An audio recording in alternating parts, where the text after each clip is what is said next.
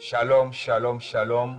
Nous saluons tous ceux qui nous suivent à travers le monde entier sur cette chaîne Lorenzo Studio, qui est une chaîne qui fait la promotion des émissions chrétiennes, de la culture chrétienne.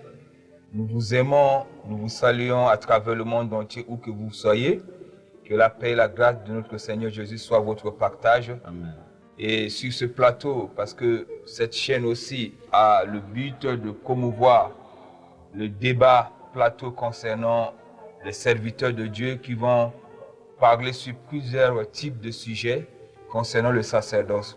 Et ce soir, nous sommes très très ravis de vous avoir très nombreux à côté de votre écran pour suivre cette émission, pour suivre ce plateau qui est établi, qui est posé par Lorenzo Studio.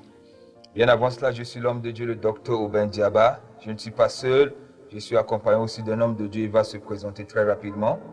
Je vous salue tous au nom de Jésus. Je suis le docteur Thierry Koudoumangue Yafara, from Delmat. Ce soir, nous allons nous entretenir autour d'un thème qui est très très capital, un thème qui concerne la vie des hommes de Dieu, comment les hommes de Dieu vivent-ils. Donc c'est un thème qui est très très capital. Et sans plus tarder, je vais donner le thème, le défi de l'homme du sacerdoce.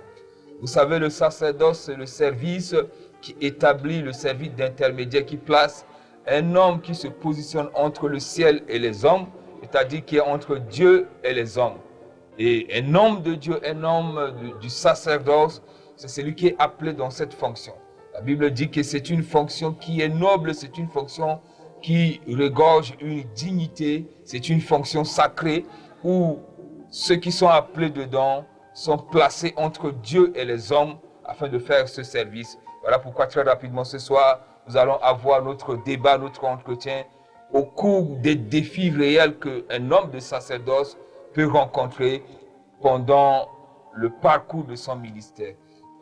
Très rapidement, je vais d'abord lire un verset qui va nous introduire très rapidement dans le vif de notre programme de ce soir, parce que c'est autour de ce verset qui sera le verset central, bien sûr, qui va nous orienter, qui va nous positionner comment à développer, parce qu'avec l'aide de l'homme de Dieu, le docteur Thierry Koudoumangue, qui est un docteur aussi qui est beaucoup initié dans le domaine de sacerdoce. Et j'aimerais rappeler à ceux qui nous suivent que quand on parle de sacerdoce, il n'y a pas seulement que le sacerdoce divin, il n'y a pas seulement que le sacerdoce chrétien, il y a plusieurs types de sacerdoce, le sacerdoce kabbalistique, le sacerdoce des sorciers, il y a le sacerdoce. Mais si nous sommes là ce soir, nous parlons uniquement sur le sacerdoce divin, ce qui nous relie avec notre Dieu. Voilà pourquoi je suis accompagné de l'homme de Dieu. Par la grâce de Dieu, on va essayer d'éclairer, on va essayer de mettre à la lumière les défis réels que rencontrent les hommes du sacerdoce. Parce que, vu leur travail, c'est comme si beaucoup, que ce soit les fidèles, que ce soit les membres, que ce soit certains hommes de Dieu, ne maîtrisent pas ou ne sont pas vraiment au courant. Ils vivent dans l'ignorance de la réalité qui se passe dans la vie d'un homme de sacerdoce. Homme de Dieu, que Dieu vous bénisse. Que Dieu bénisse votre présence sur ce plateau. Amen. Avec vous, nous allons essayer d'éclaircir, d'éclairer, d'amener une lumière sur la vie du sacerdoce, sur les défis. Amen. Et très rapidement, nous allons faire la lecture d'un verset qui va nous donner à réfléchir. La Bible dit, nous sommes dans Éphésiens chapitre 4. Je dis Éphésiens chapitre 4 à partir du verset 9. Or, que signifie « il est monté » sinon qu'il est aussi descendu dans les régions inférieures de la terre. Et au verset 10, celui qui est descendu, c'est le même qui est monté au-dessus de tous les cieux afin de remplir toutes choses. Et homme de Dieu, à la lumière de ces deux versets ou de ce passage, de ce texte que nous venons de lire, qu'est-ce que vous pouvez faire ressortir dans ce texte concernant la vie de l'homme du sacerdoce? Merci, je vous remercie vraiment pour ce programme, parce qu'il est temps que les gens comprennent, il est temps que les gens soient éclairés, il est temps qu'on ne reste pas seulement dans les quatre murs, il est temps qu'on parle de ce qui se passe réellement. Par rapport à ce verset que l'apôtre Paul est en train de nous édifier avec les chrétiens, dans le livre d'Éphésiens, la Bible nous parle, la Bible dit, Or, que signifie qu'il est d'abord monté parce qu'il est d'abord descendu. D'abord, nous parlons là d'un homme du sacerdoce. Vous avez déjà développé ce qu'on appelle le sacerdoce Moshe. Là, je veux parler de cet homme, le monteur, cet élément que Dieu a utilisé. Il est descendu et il est remonté. On est d'abord homme de Dieu. Lorsqu'on est homme de Dieu, on n'est pas seulement homme de Dieu pour prendre les enfants de Dieu, pour les emmener directement devant sa face. Non. On n'est pas homme de Dieu pour prendre les enfants de Dieu, pour les amener directement dans la présence de Dieu. Non, ce n'est pas ça la première mission. Lorsqu'on est homme de Dieu, c'est d'abord de faire descendre Dieu. C'est pourquoi même la Bible nous dit, dans le livre de Jean, la Bible nous dit, mais à tous ceux qui l'ont reçu, il a donné le pouvoir de devenir enfant de Dieu. Ça veut dire qu'il y a d'abord un travail préalable qui doit d'abord être fait avant de présenter un homme à Dieu. Il faut d'abord lui présenter Dieu. C'est là, nous parlons là maintenant de ce qu'on appelle la descendance. Un homme du sacerdoce, c'est un homme qui a cette locomotive, qui doit faire ces deux voyages, l'ascendance et la descendance et l'ascendance. Mais c'est un regret total de constater que les gens n'arrivent seulement qu'à faire ce qu'on appelle l'ascendance. Ça veut dire, quelqu'un se lève, il dit, ok, je vais prier pour toi, je vais te prendre, je vais te présenter à Dieu. Or, on oublie d'abord le préalable, on oublie l'important, on oublie d'abord la première mission qui dit, il faut d'abord faire la descendance. Parce que Jésus est d'abord descendu avant de monter. Et c'est ce que l'apôtre Paul nous dit dans ce verset que vous venez de nous lire. Si on cherche un peu à comprendre, ça veut dire que l'homme de Dieu a une fonction qui est établie sur deux dimensions. Oui. La première dimension, c'est la descendance. Oui. C'est-à-dire prendre les choses de Dieu, prendre Dieu et le faire descendre parmi les hommes. Et la deuxième partie, c'est prendre les hommes, les faire remonter vers Dieu. Exact, homme de Dieu. Ces deux dimensions, lorsqu'elles ne sont pas respectées, il y a ce qu'on appelle un dysfonctionnement dans le plan de Dieu. Dieu reste un Dieu de principe. Même si les gens parlent de la grâce, mais il y a ce qu'on appelle les principes bibliques de Dieu qui restent. Et ces principes de Dieu, il ne les néglige pas. Ces deux dimensions, ce sont des dimensions établies par Dieu parce que Dieu lui-même, Jésus-Christ de Nazareth, a d'abord fait la descendance. C'est après la descendance qu'il a fait l'ascendance. Donc, avant de présenter quelqu'un à Dieu, avant de prendre quelqu'un et de commencer à élever cette personne, à l'introniser, à lui parler de Dieu, à l'élever vers Dieu, il faut d'abord faire ce qu'on appelle la descendance, lui parler de Dieu, lui dire ce que Dieu est d'abord, lui emmener la vie de Dieu avant de lui prendre et de le faire monter vers Dieu. Parce que nous voyons aujourd'hui, ça devient comme un style de vie. Quelqu'un se lève comme ça, directement, il commence à drainer derrière lui une foule de personnes, un tas de gens, comme quoi il veut le conduire vers Dieu. Mais qu'est-ce qu'il a reçu réellement de la part de Dieu pour amener à ce peuple, pour amener à cet homme, à cette équipe? Aussi, j'aimerais aussi chercher à comprendre, si vous parlez ici de la descendance et de l'ascendance, j'aimerais poser une simple question. Quelles sont les réelles difficultés qu'un homme de sacerdoce peut rencontrer, soit pendant la descendance ou pendant l'ascendance? Quels sont les défis, quelles sont les difficultés, quelles sont les étapes qui sont cruciales à passer quand un homme de Dieu d'abord veut faire la descendance? Est-ce qu'on va seulement comme ça dans la présence de Dieu? On descend, c'est comme si c'est un téléphone. Dieu m'a dit de te dire ça, Dieu m'a montré ça, Dieu m'a révélé ça. Ou bien cela constitue vraiment un travail personnel, un travail approfondi avec Dieu. Essayez un peu de nous éclaircir par rapport à ça. Je vous remercie vraiment, je vous remercie. Je pense qu'il y a eu, un désordre, excusez-moi le terme, un désordre dans ce milieu qui se passe en ce moment. Les gens n'arrivent pas à comprendre. Et les gens sont en train de faire de l'hérésie, les gens sont en train d'aller à l'encontre de ce que Dieu a établi. Prenons l'exemple de Moïse. Avant que Moïse ne parle de la part de Dieu au peuple de Dieu, la Bible dit qu'il a d'abord rencontré Dieu pendant 40 jours et 40 nuits. C'est pas quelque chose que quelqu'un se lève aujourd'hui et dit « Dieu m'a dit, Dieu m'a dit, Dieu m'a dit, Dieu m'a dit, Dieu m'a dit ». Il y a tellement de Dieu m'a dit, or ce n'est pas Dieu qui a dit. Regardez un peu, comme Moïse, était encore avec Dieu. Le peuple même a attendu Dieu. Vous voyez, lorsqu'on dit par exemple aujourd'hui, c'est pourquoi j'ai beaucoup aimé le thème que vous avez donné à cette émission que vous dirigez, l'homme du sacerdoce. Vous n'avez pas seulement dit les hommes de Dieu, parce qu'aujourd'hui, tout le monde est homme de Dieu. Basé sur quoi? Excusez-moi, je ne sais pas, je minimise pas les appels de Dieu, mais Moïse était un homme du sacerdoce. Lorsque Dieu l'a appelé, Dieu l'a fait venir vers lui et Dieu a parlé avec lui. Ils ont passé 40 jours et 40 nuits. Il a reçu de la part de Dieu. Pendant qu'il recevait de la part de Dieu, le peuple était en train d'attendre. Le peuple était impatient. Lorsque ce n'est pas un homme du sacerdoce qui dirige un peuple, il sera troublé lorsqu'un peuple veut dire « Je viens vers vous parce que je veux que vous me parlez de la part de Dieu. Je viens vers vous parce que je veux écouter une prophétie. » Quelqu'un qui n'est pas un homme du sacerdoce, qui est un homme de Dieu simple, autant pour moi, va dire « Oui, Dieu m'a dit, Dieu m'a dit, Dieu m'a dit. » Mais un homme du sacerdoce attendra jusqu'à ce que Dieu lui parle avant qu'il ne parle à un peuple. Un homme qui n'est pas un homme de sacerdoce, il fait de la télépathie, du tic au tac. Yes. Dieu m'a dit, Dieu m'a dit, Dieu m'a dit. Mais ce que vous venez de dire ici, si nous essayons un peu de comprendre ça, Dieu, pour commissionner un homme du sacerdoce, il prend son temps. Yes. Pourquoi est-ce que Dieu a pris jusqu'à 40 jours? Il pouvait seulement tout transmettre à Moïse dès le premier jour. Mais comme c'était la loi, c'était la vie du peuple, c'était vraiment la destinée du peuple, Dieu a pris du temps. La Bible dit même que quand Moïse est arrivé, Dieu a attendu jusqu'au 6e jour. Mais aujourd'hui, une minute dans la présence de Dieu peut répondre 10 000 prophéties, peut répondre 1000 messages. On ne sait pas, c'est comme si Dieu distribue les choses comme ça. Mais donc, en vous écoutant parlant, c'est que quand on reçoit, quand on est dans la présence de Dieu pour descendre au milieu du peuple avec quelque chose de la part de Dieu, cela a une véritable considération aux yeux de Dieu et ça doit prendre du temps.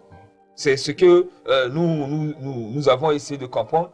Et aussi, comme Moïse était resté dans la présence de Dieu, cela a joué sur l'Église. Et si vous disiez comme ça, nous pouvons comprendre que deux fois, quand un homme de Dieu est dans la présence de Dieu, quand un homme de Dieu est dans son intimité avec Dieu, cela peut créer beaucoup de dégâts, excusez-moi, derrière lui. Des fois, l'Église ne marche pas ou des fois, il y a des gens qui l'accusent, comme ils ont dit à Aaron de fabriquer un veau d'or parce que Moïse est parti pour tout bon. Or, ce temps qu'il est en train de passer, c'était dans la présence de Dieu. Exact. Aujourd'hui, l'Église met en difficulté les hommes du sacerdoce. Il y a des hommes de Dieu qui sont là, qui se retirent. Ils attendent que Dieu leur parle. Ils attendent des grandes visions, des grandes révélations, des grandes prophéties afin de parler au peuple. Parce que le tout, ce n'est pas seulement Dieu dit, Dieu dit, Dieu dit. Le tout, c'est d'avoir une grande orientation. Dieu dit, on doit faire ceci. Dieu dit, on doit marcher comme ça.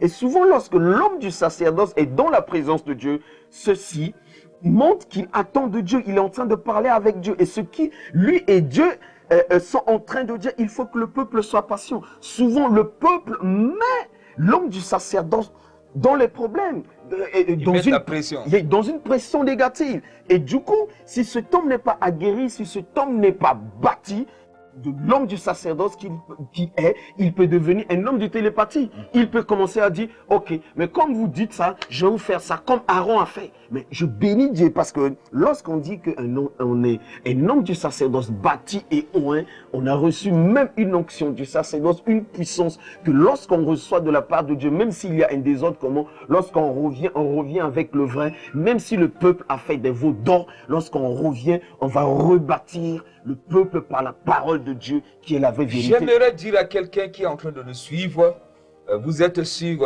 la chaîne d'émission Lorenzo Studio, qui est là pour la promotion des émissions des œuvres chrétiennes et qui est aussi un plateau de débat concernant les choses qui se passent au milieu des hommes de Dieu. Et quand ce que nous venons d'écouter de la part de l'homme de Dieu, le docteur Thierry Koudoumangué, il a parlé, il a mis vraiment l'emphase sur la descendance. D'abord, nous voulons dire aussi, pour prendre les choses de la part de Dieu, pour descendre avec ça parmi le peuple, ce n'est pas du gâteau, ce n'est pas du tuc-au-tac. Voyons même ça dans la vie de Jésus, il a passé 40 jours dans la présence de Dieu, jour et nuit, et dans le jeûne. Voilà pourquoi vers la fin il a dit, ce que je vous dis, je ne vous dis pas des choses qui viennent de moi, mais je vous dis des choses qui viennent de la part de mon Père. Donc c'est vraiment un défi, c'est vraiment, je ne sais pas, du dur à passer quand un homme de Dieu, un homme du sacerdoce est dans la présence de Dieu. Sa famille peut l'oublier, Oui. ses amis peuvent l'oublier. Oui. On peut le traiter de quelqu'un qui fait les choses exprès. On peut le traiter d'un extrémiste. Ils veulent montrer aux gens qu'il est dans la présence de Dieu. Mais maintenant, la deuxième phase qui consiste à prendre les gens, à prendre le peuple pour entrer. Parce que dans le sacerdoce, on voit que, quand bien même dans l'ancienne loi, on voit qu'une fois, dans l'Ancien Testament, une fois par année, l'homme du sacerdoce prend le sacrifice, il entre dans le lieu très saint, dans le propitiatoire, afin de présenter le peuple devant Dieu. Quels sont les défis, quels sont les risques, quels sont les contours qui sont autour de l'ascendance? Vraiment, c'est le côté je peux pas dire du sacrifice, parce que Jésus a déjà fait le summum du sacrifice, mais c'est le côté de la discipline. C'est le côté du sacré des choses. C'est le côté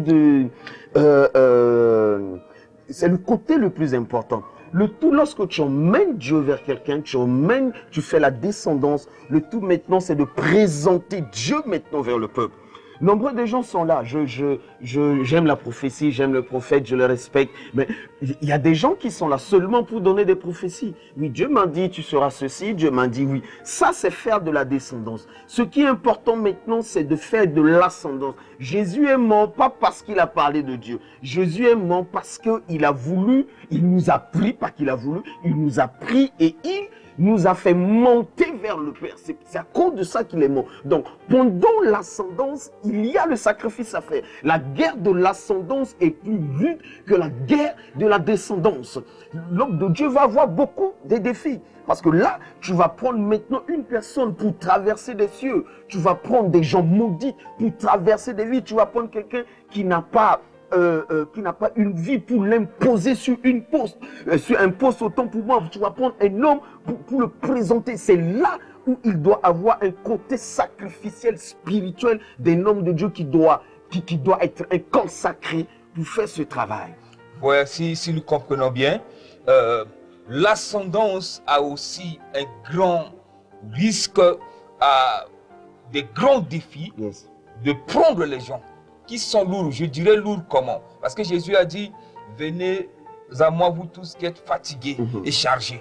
Donc c'est des gens qui sont chargés par des difficultés, par les réalités de la vie, par des choses qui sont en train de traverser, pour les prendre et pour les conduire, pour les faire monter avec toi dans la présence de Dieu. Exact. Je crois que c'était le poids de l'ascendance qui a pesé sur Jésus sur la croix, jusqu'à ce qu'il a dit, il a soif, il a dit, mon Père, pourquoi tu m'as abandonné? Parce qu'il a pris des pécheurs, Yes. il a pris des gens qui ne pouvaient pas avoir vraiment le salut de la part de Dieu. Et donc, si un homme du sacerdoce qui a reçu cette vocation de ne pas seulement parler de la part de Dieu aux gens, mais de prendre les gens dans leurs liens, dans leurs difficultés, dans leurs blocages, dans leurs malédictions, pour les faire sortir afin de les amener à Dieu, il doit comprendre, selon vous, il doit comprendre que le défi est énorme, le défi est lourd, c'est du poids, c'est vraiment du combat, parce que le système, la Bible dit qu'il nous a transportés du monde des ténèbres. Donc les ténèbres ne vont pas se laisser faire. Il aura un combat, il aura des difficultés pour faire ressortir ces gens-là. On a vu même Moïse, il était parti facilement en Égypte, mais pour prendre le peuple, pour sortir avec le peuple, c'était tout un tas de défis. Exact. Les miracles n'étaient pas par rapport à sa venue, mais c'est par rapport à la sortie, que les choses étaient compliquées. Je crois qu'aujourd'hui, il y a des gens, il y a des églises qui sont dirigées par des gens qui font seulement l'ascendance. Des gens qui sont là pour dire, Dieu a dit. Descendance. La descendance, autant pour moi, qui font seulement la descendance. Dieu a dit, Dieu a dit, Dieu a dit. Mais ils ne sont pas capables pour faire de l'ascendance. Et qu'est-ce qui se passe? La vie de ces personnes dans ces églises reste statu quo. Rien ne change.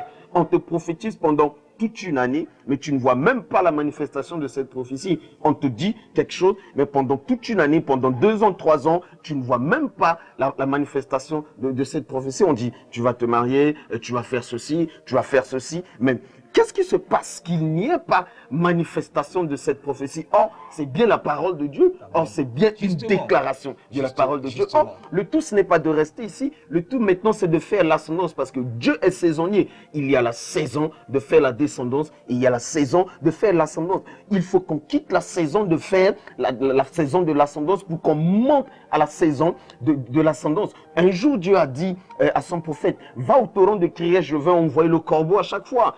Il va venir avec le pain, avec la viande. Mais quand le temps est arrivé, Dieu a dit à son serviteur, à son prophète, quitte le torrent, va maintenant à Sarepta. Donc, lorsque la saison de la descendance finisse, il faut quitter la descendance pour maintenant présenter le peuple à Dieu. Je crois que nous sommes déjà à cette ère, nous sommes déjà à cette saison, à la saison où on doit présenter l'Église à Dieu. On doit présenter les membres de Dieu à Dieu, le peuple de Dieu à Dieu. Il fut un temps où Moïse a dit à Dieu que hey, c'est ton peuple.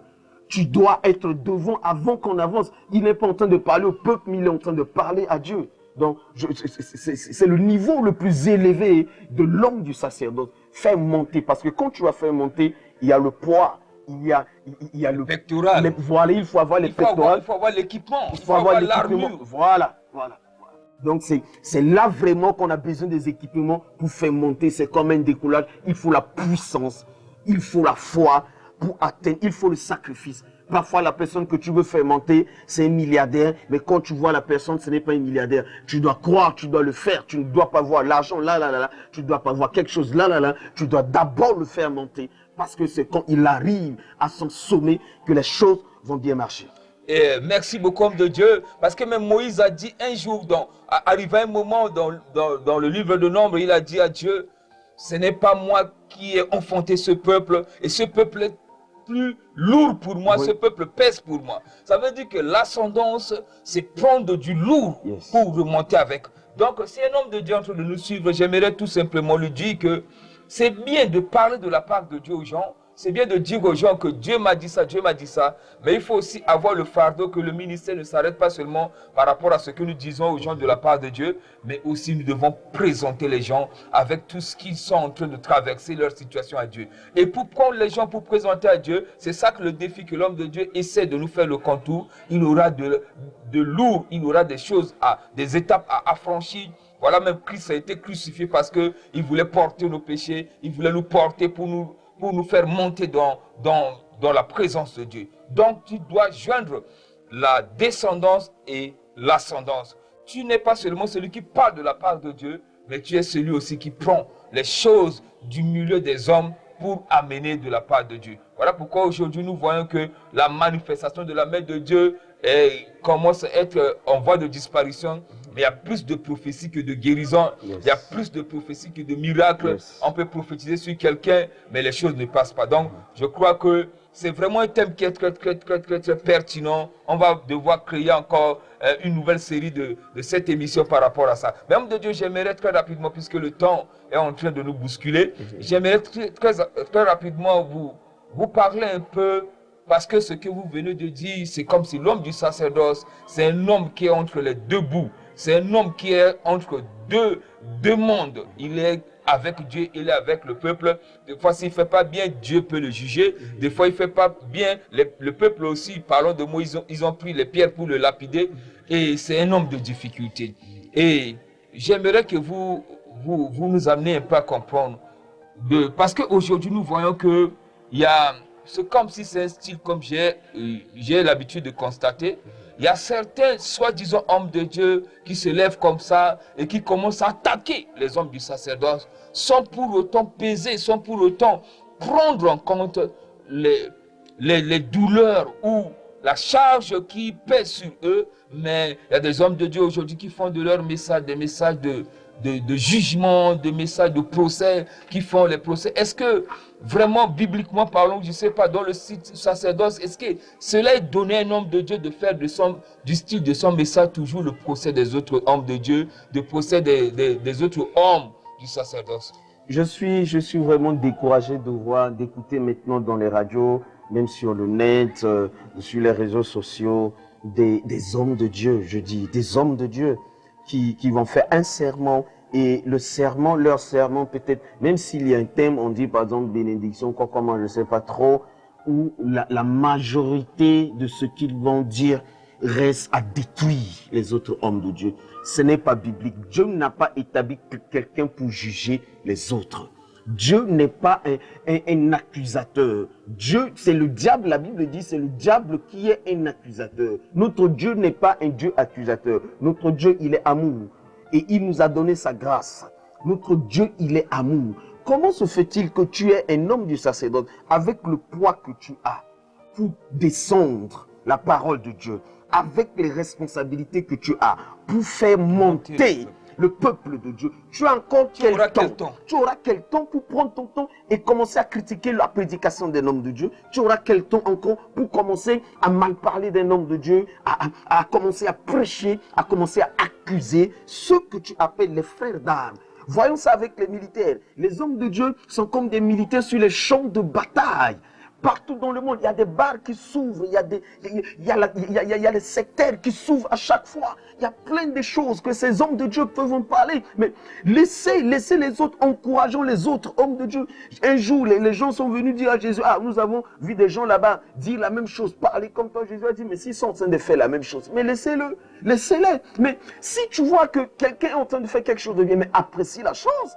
Apprécie la chose, ça vient de Dieu. Tout ce qui est accusateur n'est pas de Dieu, ça vient du diable. C'est vraiment une désolation parce qu'un homme du sacerdoce ne peut pas combattre, un homme du sacerdoce divin ne peut pas combattre le sacerdoce divin. C'est comme un homme du sacerdoce satanique, eux-mêmes, ils ne se combattent pas. Dans leur lobby, ils ne se combattent pas. Ce n'est pas avec nous, ce n'est pas entre nous, hommes de Dieu. C'est vraiment une désolation de faire ce constat. C'est vraiment une désolation de faire ce constat. On ne peut pas détruire le faux en attaquant le faux. Mais la sagesse dit que pour détruire le faux, il faut présenter le vrai. Mais malheureusement, ceux qui se font actuellement, les hommes de procès qui jugent les autres hommes de Dieu, si on voit bien chez eux, ils n'ont rien à montrer au peuple. Ils n'ont rien de la part de Dieu pour faire la descendance. Ils ne peuvent même pas porter le poids du peuple pour monter vers Dieu. Et tout ce qu'ils trouvent, c'est de constituer seulement en partie accusatoire. Je suis vraiment d'accord avec vous, homme de Dieu, parce que le tout, c'est qu'ils n'ont rien à dire. Quelqu'un qui a quelque chose, quelqu'un qui a pris quelque chose de la part de Dieu pour un peuple, il va venir dire la chose. Mais quelqu'un qui n'a pas pris quelque chose de la part de Dieu, va venir parler des hommes de Dieu à son peuple. Je conclus et je suis très d'accord avec vous lorsque vous dites qu'ils n'ont rien à dire, ils n'ont rien à prêcher, ils n'ont rien à enseigner. Et quand ils viennent devant un peuple de Dieu, au lieu de parler de Christ, au lieu de parler du royaume, au lieu de parler de la vie de ces personnes, ils vont commencer à parler des gens, des hommes de Dieu. Ils vont commencer à parler de la chute d'un homme de Dieu qu'ils ont écouté. Ils vont commencer à parler de la faiblesse d'un homme de Dieu qu'ils ont écouté. C'est juste parce que ils n'ont pas pris la parole de Dieu pour venir parler au peuple. Un homme qui n'a pas une parole venue de la part de Dieu parlera de la part des hommes de Dieu à son peuple. Ésaïe a dit, une voix crie que je dois crier, une voix me dit de crier. Mais moi je dis, que crierai-je comme parole? Parce que si c'est Dieu qui a appelé quelqu'un, il faut que la personne ait au moins un message. Voilà pourquoi aujourd'hui, ça fait ce genre de boule. Parce que ceux qui se disent hommes de Dieu, qui s'attaquent je ne sais pas, au sacerdoce, je crois que ce n'est pas ça de leur part. Un jour, les gens étaient venus pour dire à Moïse, non, pourquoi est-ce que l'esprit de prophétie était répandu sur les autres personnes qui étaient en train de prophétiser? Moïse a dit, non, vous ne pouvez pas être jaloux de l'esprit de Dieu. C'est Dieu qui choisit de distribuer son esprit. Nous sommes à une saison où les hommes de sacerdoce doivent s'unir, s'unifier, se consolider pour être dans une même équipe, pour avancer. J'aimerais dire aussi à quelqu'un qui m'écoute, si tu es de cette nature, à combattre le sacerdoce, parce que moi j'appelle ça un combat. Il n'y a pas un ministère que Dieu a établi comme le prédicateur des hommes de Dieu. Si tu vois que quelqu'un ne fait pas, peut-être c'est un problème doctrinal. Ce que tu crois, ce n'est pas ce qu'il croit. Ce que tu penses, ce n'est pas ce qu'il pense. La vérité est tellement vaste qu'une personne ne peut pas dire qu'il croit ça. Si tu crois que quelqu'un ne doit pas prier avec de l'huile, ça c'est ta croyance à toi. Mais celui qui fait avec ça, approche-toi de lui pour voir quels sont les versets basiques qui le poussent à faire ça. Et tu vois que quelqu'un prie avec le sel, ne va pas seulement sur les médias, ne va pas seulement à la radio, ne va pas seulement vite au besoin pour commencer à critiquer, à déstabiliser. Et à force de cela, tu vas monter une équipe d'un peuple qui sera les peuples de Corée, de Dathan et d'Abiram, des révolutionnaires qui n'auront même pas la capacité d'identifier le vrai du faux parce que toi-même tu n'as pas la capacité de produire le vrai, mais tu t'attaques seulement à toutes choses. Quand tu veux dire qu'un papier n'est pas original, ce n'est pas d'insulter le papier, ce n'est pas de déchirer le papier qui est original, mais prouve l'original, prouve le papier. Si tu dis qu'un papier photocopie, prouve l'original. Donc, je crois que c'est la sagesse. Et j'aimerais dire aussi aux hommes de Dieu qui sont victimes de ces choses-là, parce qu'on les accuse, on les condamne. J'aimerais te dire, toi qui nous suis, Moïse aussi a été plusieurs fois parmi le peuple. On a essayé de le lapider, Corée, Dathan, Abiram. Il y a toujours des révoltes contre les hommes de sacerdoce, mais ils doivent seulement continuer à fonctionner avec Dieu. Ils ne peuvent pas réagir. La propre sœur de Moïse, Myriam et Aaron ont comploté, ont mal parlé de Moïse. Ça ne manquera pas jusqu'à Jésus, jusqu'au jour des apôtres. Mais tu dois seulement continuer à faire ce que Dieu t'a appelé à faire.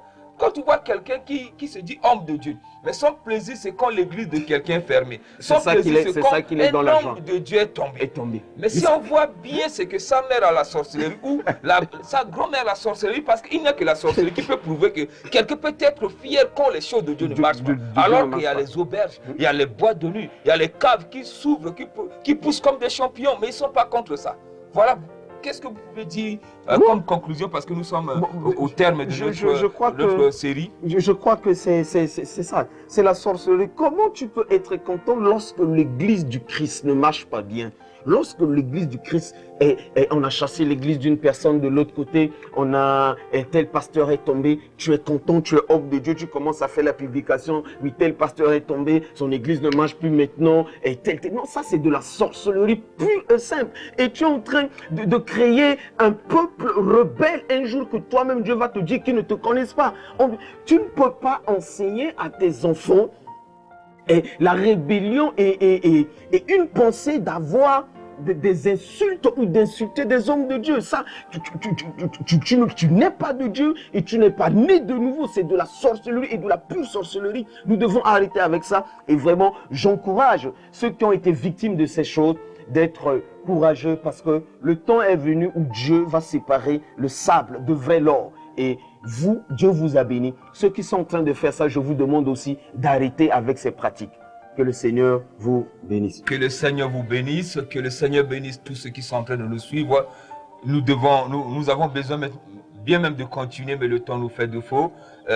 C'était cette série que nous avons présentée ici, les défis de l'homme du sacerdoce. Nous sommes des hommes de Dieu, que Dieu a fait grâce pour être là sur ce plateau, afin de changer beaucoup de choses, changer beaucoup de paroles négatives, changer beaucoup de monde, changer beaucoup de choses qui se passent autour du sacerdoce, autour de la réalité. Donc dans une prochaine série, on va devoir aborder encore un nouveau thème. Donc tous ceux qui veulent nous contacter, vous allez voir que notre adresse s'affichera à la fin de cette émission. Vous allez suivre la fin de cette émission. Vous allez voir notre adresse. Si vous voulez nous contacter pour un entretien, pour je ne sais pas, quelque chose que vous voulez avoir de notre part, nous sommes disposés. Et nous remercions aussi beaucoup le Seigneur pour notre fils spirituel qui a disposé ce plateau, Lorenzo Studio, que Dieu lui donne encore de matériel. Et tous ceux qui veulent nous donner de coups de main parce que nous sommes dans les faibles commencements, appelez au numéro, apportez vos soutiens, apportez vos moyens pour aménager l'espace de cette chaîne. Que Dieu vous bénisse. À la semaine prochaine. Merci.